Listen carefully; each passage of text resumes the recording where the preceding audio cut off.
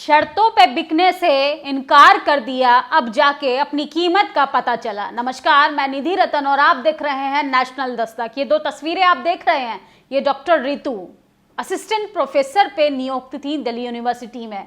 दूसरी तस्वीर में जो आपको शख्स दिखाई दे रहे हैं वो है डॉक्टर लक्ष्मण यादव, जो 14 साल से जाकिर हुसैन कॉलेज में असिस्टेंट प्रोफेसर के पद पे नियुक्त थे। आखिर इन दोनों की तस्वीरों के साथ मैं आज रूबरू क्यों हो रही हूं, इस पर भी बातचीत करेंगे। लेकिन सबसे पहले मैं बात करना चाहूंगी बहुजनों की क्या दशा है एकेडमी में, कॉलेज, यूनिवर्सिटी में। हम अपने बच्चों को पढ़ाने के लिए लगातार वो सुनहरे सपने तो बुनते हैं, लेकिन उस सपने के पीछे कितनी ज्यादा तकलीफें बहुजन समाज को उठानी पड़ती है, बहुजन समाज को क्या खामियाजा भुगतना पड़ता है, बहुजन समाज को क्या कीमत चुकानी पड़ती है। सिर्फ शिक्षा के द्वार पर जाने से हमारी लड़ाई खत्म नहीं हो जाती। किस तरीके से डॉक्टर रितु को लगातार मेंटल टॉर्चर किया जाता, जाति के आधार पे उनका सिलेक्शन नहीं किया जाता। सोचिए, उनके खिलाफ एक जातिवादी प्रिंसिपल ने कैसे षड्यंत्र रच के उनको कॉलेज में, यूनिवर्सिटी में ही उन्हीं को कटघरे में खड़ा कर दिया। उन्हीं के खिलाफ ऐसे बच्चों की लिस्ट जारी की गई जो बच्चे वहां पर पढ़ते ही नहीं थे, जो बच्चे उस कॉलेज के थे ही नहीं, जो बच्चे उस कॉलेज में कभी उपस्थित हुए ही नहीं थे। उन बच्चों के बयान लिखकर बकायदा कोर्ट में जारी कर दिए जाते हैं जातिवादी महिला के द्वारा कि डॉक्टर रितु जो है वो कैपेबल नहीं है, डॉक्टर रितु टैलेंटेड टीचर नहीं है, डॉक्टर रितु के अंदर मेरिट नहीं है, डॉक्टर रितु जो है बहुजन समाज से आती है, डॉक्टर रितु जो है वो बोल्ड महिला है और वो अपने हक अधिकारों पर बेबाक होकर बोलती हैं। जातिवादी प्रिंसिपल के खिलाफ उन्होंने मोर्चा खोल दिया तो जातिवादी महिला ने किस तरीके से उनसे करियर छीन लिया, कैसे उनसे उनकी नौकरी को छोड़ने पर उनको मेंटल टॉर्चर किया, उनको मानसिक रूप से प्रताड़ित किया। और पिछले 3 से 4 महीने हो गए हैं दिल्ली यूनिवर्सिटी के गेट नंबर 4 पे सर्दी की रातों में भी डॉक्टर रितु इंसाफ की गुहार लगा रही हैं, क्योंकि उनकी गलती क्या है कि वो बहुजन समाज से आने वाली एक महिला है और वो सिर्फ चाहती हैं कि उनको नौकरी के साथ न्याय भी मिले। दूसरी तस्वीर में जो आप देख रहे हैं ये है डॉक्टर लक्ष्मण यादव, राइटर भी हैं, सोशल एक्टिविस्ट भी हैं और लगातार 14 साल से न्यू दिल्ली यूनिवर्सिटी के जाकिर हुसैन कॉलेज में असिस्टेंट प्रोफेसर पे काम कर रहे थे। लेकिन आखिर इनको भी जातिवाद का शिकार होना पड़ेगा। यूं कहें कि बहुजन समाज के लोगों को लगातार मनुवादी मानसिकता का सामना करना पड़ रहा है, क्योंकि कॉलेज, यूनिवर्सिटी में बैठे द्रोणाचार्य को हमारे एकलव्य की बलि लेना लगातार जारी रखना पड़ रहा है। हमारे बहुजन समाज के लोगों को किस तरीके से मानसिक रूप से प्रताड़ित कर उनको नौकरी छोड़ने पर मजबूर किया जाता है, आप अंदाजा लगाइए। सोचिए, डॉक्टर रितु फर्राटेदार अंग्रेजी बोलती हैं, बेबाक होकर वो अपनी बात रखती हैं और सोचिए इसके बावजूद उनका सिलेक्शन नहीं होता है, इसके बावजूद उन पर तरह तरह के आरोप लगाए जाते हैं। और वैसा ही हुआ लक्ष्मण यादव के साथ।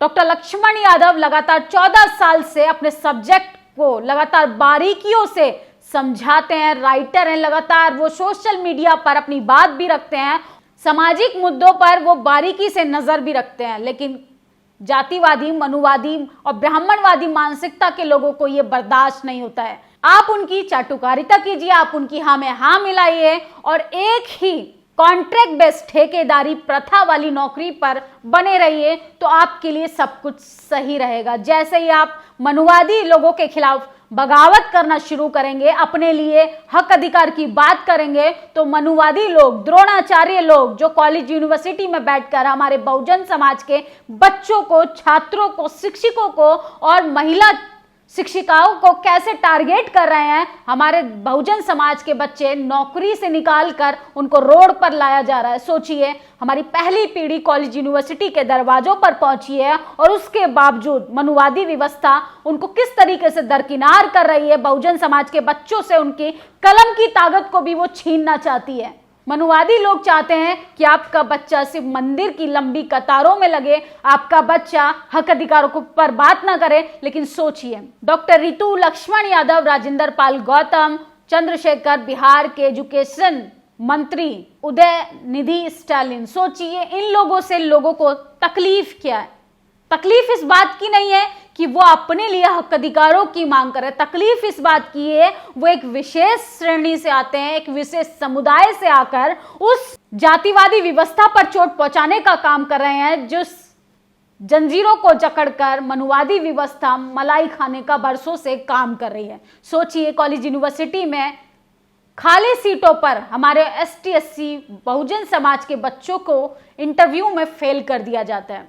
यह ऐसा ही कुछ लिख रहे हैं सोशल मीडिया पर लक्ष्मण यादव कि जहां मैंने 14 साल पढ़ाया, 14 मिनट के इंटरव्यू के बाद क्या मेरा सवाल जायज नहीं है पूछना कि आखिर मुझे किस लिए हटाया जा रहा है, आखिर मेरी नियुक्ति क्यों नहीं की जा रही है। सोचिए, बहुजन समाज को सिर्फ अपने वाजिब सवाल पूछने का भी अधिकार नहीं है, क्योंकि कॉलेज यूनिवर्सिटी में बैठे उनके लोग, सिलेक्शन प्रणाली में बैठे लोग उनके लोग, इंटरव्यू में नंबर काटने वाले भी एक ही जाति के लोग। किस तरीके से बहुजन समाज के, सोचिए, लक्ष्मण के नाम के पीछे जो यादव है, ऋतु के पीछे जो सिंह है, उन नामों के पीछे उनकी जाति और टाइटल जो है उनसे उन लोगों को तकलीफ है। कैसे बहुजन समाज के बच्चे कॉलेज यूनिवर्सिटी में प्रोफेसर, लेक्चरर, एसोसिएट प्रोफेसर कैसे बन सकते हैं? क्योंकि बहुजन समाज जब शिक्षित हो जाएगा तो मनुवादियों से वो बगावत करने के लिए आगे भी आएगा, अपने लिए हक अधिकारों पर बेबाक होकर बोलेगा। जातिवादी प्रिंसिपल सविता रॉय के खिलाफ वो पचरम भी लहराएगा और धरना प्रदर्शन भी करेगा। सोचिए, डॉक्टर ऋतु अगर कमजोर मानसिकता की महिला होती, कमजोर मानसिकता की अगर बच्ची होती तो अब तक वो रोहित वेमुल्ला बन गई होती, अभी तक वो पायल तडवी बन गई होती। लेकिन सोचिए, बहुजन समाज की ताकत देखिए, कितना उनका विल पावर स्ट्रांग होता है कि इतना मानसिक प्रताड़ित होने के बाद भी वो अपने लिए लड़ रहे हैं। क्योंकि ये डॉक्टर ऋतु की लड़ाई नहीं है, उस पूरे समाज की लड़ाई है जो बहुजन समाज के बच्चे तमाम संघर्षों के बाद कॉलेज यूनिवर्सिटी के दरवाजे तक पहुंचते हैं। कॉलेज यूनिवर्सिटी के दरवाजे तक जैसे तैसे संघर्ष करके पहुंच भी जाते हैं, लेकिन जातिवादी, मनुवादी, ब्राह्मणवादी लोग कैसे उनको दरकिनार कर देते हैं, कैसे उनको कॉलेज यूनिवर्सिटी छोड़ने पर मजबूर कर देते हैं। डॉक्टर लक्ष्मण लिखते हैं कि परिंदे से उसका सजर नहीं छीनना चाहिए था, ऑफिशियल रिजल्ट का इंतजार कर रहा हूं, उसके बाद बोलूंगा। 14 साल जिस कॉलेज में पढ़ाया, 14 मिनट के इंटरव्यू के बाद आपके पद पर किसी और को परमानेंट कर दिया जाए तो क्या ये सवाल करना नहीं बनता कि आखिर क्यों, वजह क्या है? ये सवाल होगा और जवाब भी देना पड़ेगा। बस आधिकारिक सूचना का इंतजार कर रहा हूं। चाहने वालों के फोन, मैसेज, पोस्ट के जवाब में मैं अभी पोस्ट लिखना सूचना सही समझता हूँ। सोचिए, सोशल मीडिया पे वो अपने रिजल्ट का आधिकारिक अनाउंसमेंट का वेट कर रहे हैं कि किस तरीके से उनके साथ जो घटना की जा रही है आखिर उसकी वजह क्या है। क्या उनका नाम के पीछे आता हुआ यादव टाइटल, या उनकी विशेष जाति, या बहुजन श्रेणी से आया हुआ व्यक्ति, एक गांव से, खेत खलियानों से आने वाला बच्चा कॉलेज यूनिवर्सिटी में कल आएगा तो कल को कॉलेज यूनिवर्सिटी से भी होकर वो कहीं ना कहीं पार्लियामेंट भी पहुंचेगा। कहीं बहुजन समाज के लोगों से, मनुवादियों को परेशानी तो नहीं हो रही है कि बहुजन समाज अब पढ़ने लिखने लगा है, अब बोलने लगा है। जिस धार्मिक कर्मकांडों के जंजाल में बहुजन समाज को बरसों से सताया हुआ था, उसमें फंसाया हुआ था, अब उन जंजीरों को तोड़ने का समय लगातार सही होता जा रहा है। बहुजन समाज अपने हकों की बात करने लगा, बहुजन समाज अपने लिए शिक्षा पर सवाल करने लगा, बहुजन समाज अब अपने लिए हो रहे प्रताड़ित जातीय उत्पीड़न के खिलाफ सिर्फ वाजिब सवाल कर रहा है कि आखिर हमारा सिलेक्शन क्यों नहीं हो रहा। मेरिट का रोना रोने वाले जरा ये बताएं, क्या बहुजन समाज के लोगों को ही बाइकॉट क्यों किया जा रहा है? क्या बहुजन समाज के बच्चों में ही मेरिट नहीं होती? अरे आप मौका देंगे तभी तो मेरिट साबित करने का समय आएगा। आप हमारे बच्चों को इंटरव्यू में ही नहीं आने दे रहे, इंटरव्यू में बोलने ही नहीं दे रहे, तो कहां से बहुजन समाज के बच्चे असिस्टेंट प्रोफेसर बन पाएंगे, लेक्चरर बन पाएंगे, एसोसिएट प्रोफेसर बन पाएंगे? सोचिए, जातिवाद की जो जड़ें हैं अब वो गांव खेत खलियानों में नहीं रह गई हैं, अब वो कॉलेज यूनिवर्सिटी और आपके हक अधिकारों के साथ साथ उसकी जड़ें भी उतनी ही तेजी से मजबूत होती जा रही हैं। सोचिए, हमारे देश में आप बहुजन समाज से अगर आते हैं तो आप मंत्री बन जाइए तो आपका इस्तीफा ले लिया जाएगा। आप अगर सामाजिक कुरीतियों पे बात करेंगे, आप पाखंडवाद पर बोलेंगे तो उदयनिधि स्टालिन का जैसे विरोध कर रहे हैं मनुवादी जातिवादी, वैसे आपको कटघरे में खड़ा कर दिया जाएगा। सोचिए किस तरीके से गर्दन काटने का फरमान जारी किया जाता है बहुजन नेताओं का। यह है जातिवाद। जातिवाद की जड़ें इतनी मजबूत हैं कि डॉक्टर लक्ष्मण यादव को 14 साल जिस कॉलेज में वो पढ़ा रहे हैं उस कॉलेज से दरकिनार करने की लगातार मनुवादी कोशिश कर रहे हैं। नीरज झा लिखते हैं, डॉक्टर लक्ष्मण यादव को दिल्ली यूनिवर्सिटी में असिस्टेंट प्रोफेसर पद से हटा दिया है। कारण यह है कि लक्ष्मण संविधान को मानते हैं और मानसिक रूप से आजाद है, अपनी बात रखने की हिम्मत भी है और सरकार की आलोचना करने की जरूरत भी। सुनिए मेरिट की परिभाषा। खैर, उसकी फितरत डरा रहा है और मेरी हिम्मत है कि मैं डरा नहीं हूं। आप मॉलिटिक्स पे जाके डॉक्टर लक्ष्मण यादव का इंटरव्यू भी देख सकते हैं, लेकिन नेशनल दस्तक पे भी हम आपको डॉक्टर लक्ष्मण यादव का खुद इंटरव्यू दिखाने की कोशिश करेंगे कि आखिर डॉक्टर लक्ष्मण यादव को, डॉक्टर रितु को और हमारे समाज के पूर्व सोशल जस्टिस मंत्री राजेंद्र पाल गौतम को, बिहार के शिक्षा मंत्री चंद्रशेखर और उदयनिधि स्टालिन को किस तरीके से